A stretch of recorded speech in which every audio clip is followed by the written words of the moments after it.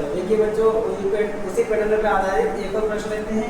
प्रश्न है 9, द्विघात बहुपद ज्ञात कीजिए। वापस एक बार भाई द्विघात बहुपद ज्ञात करना है आपको। दिया है आपको शून्यों का योग और गुणनफल। तो चूंकि हम जानते हैं कितना शून्यों का योग यहाँ पर दिया प्रश्न में 4 और 1।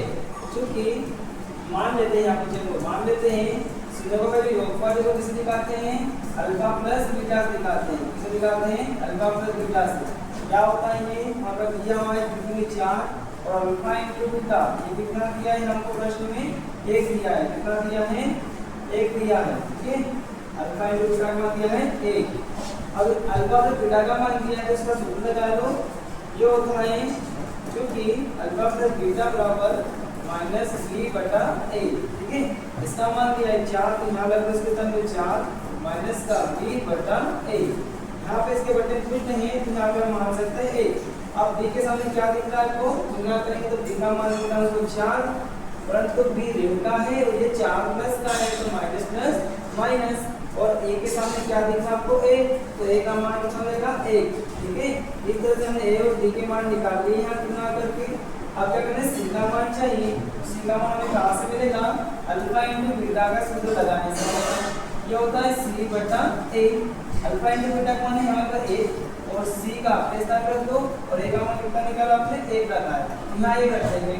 अब बच्चों की 1 का 1 या भाग कर ऐसे गुणा भी करें तो 1 का 1 ही आएगा, या 1 शून्य c का c में 1 का भाग है c का c आ जाएगा। यहाँ लिख सकते हैं c बराबर 1।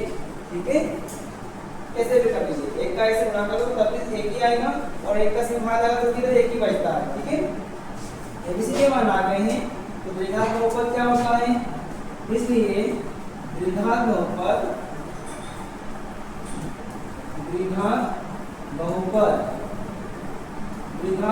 का जो मानक रूप है वो होता है x की घात 2 प्लस bx प्लस c। ठीक है, यहाँ पे abc के मान रख दो। abc के मान होते हैं a का मान 1, b का मान -4, c का मान 1 है। क्या ख्याल रखते हैं? a का मान कितना है? 1, x की घात 2 प्लस b का मान कितना है? -4, यहाँ रखेंगे -4x। ठीक है, देखिए प्लस माइनस दो चिन्ह वाले जिसको कोष्टक में लिखना पड़ेगा। ठीक है, गुणा में x। ठीक है, गुणा में x प्लस c का मान कितना है हमारे पास? c का मान 1, यहाँ रखेंगे 1। हाँ, इसको हल कर लो, x से कम x हो जाएगा तो इसे घात दो, इसे उतार दो, प्लस माइनस माइनस और 4x का गुणा होगा तो 4x बनेगा और प्लस का 1। ये हमारा आगे आ गया है द्विघात बहुपद। ये हमें याद करना है। ठीक है, हाँ चालू कर दिया।